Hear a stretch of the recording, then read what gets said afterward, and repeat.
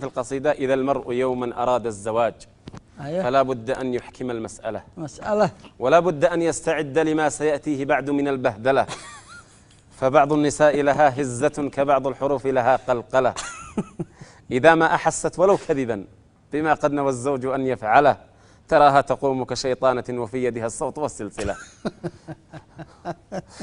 فوقع الزواج وأخباره أشد عليها من القنبلة، وخير لها من حياة الضرار حياة الطلاق ولو أرملة. وبعض النساء لها صولة بها يصبح الزوج في زلزلة، وكم يشتكي الزوج هذا العنا، وبعض النساء لها ولولة تروح وتغدو وديدنها متى فوقه تقرأ البسملة. تحذر منه جميع النساء من زوجها وما جاء منه ولا خردلة. الاستحضار للحديث يكفرن العشير. تحذر منه جميع النساء وما جاء منه ولا خردلة، وحتى يعود إلى رشده ففي كل يوم يرى مشكلة. الله بهذا تراه سينسى الذي نواه وما كان قد سوله، وحتى يعود إلى رشده ففي كل يوم يرى مشكلة. بهذا تراه سينسى الذي نواه وما كان قد سوله، ويعلن توبته في الملأ ويرجع غصبا إلى الأولى. ولست أبالغ في قولتي ولست أثير هنا البلبلة، فبعض الرجال يخاف النساء ويخشى من الضرب والكلكلة. ولشتم يصليها. فبعض الرجال يخاف النساء ويخشى من الضرب والكلكلة. تراه يرتل آي الرقى إذا ما رآها أتت مقبلة، وتظلم دنياه إن أقدمت ويقرأ بالجن والزلزلة. وعذرا لأني اختصرت هنا حديثا غريبا وما أطوله. هذه كانت في قراءة أولى قبل أن نتزوج. هذا قبل ما تزوج المرة الثانية. فتبنى من هذه القصيدة.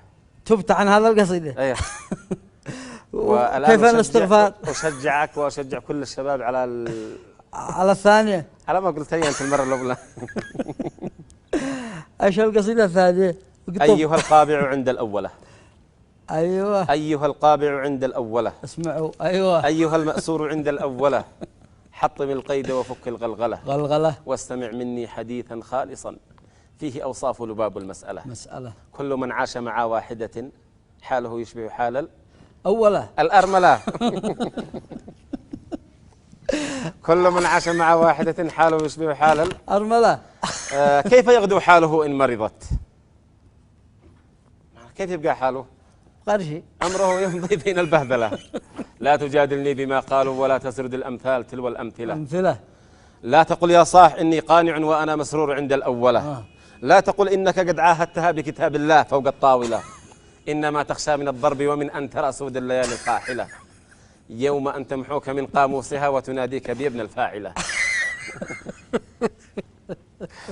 وإذا ما كنت حقا منصفا فأجب عن بعض هذه الأسئلة. سنة التعداد من أخلاق من جل من بين الملا قد أرسله. اللهم صل وسلم عليه. أو ما قد جاءك يرشدنا من ترى يبلغ تلك المنزلة. صح.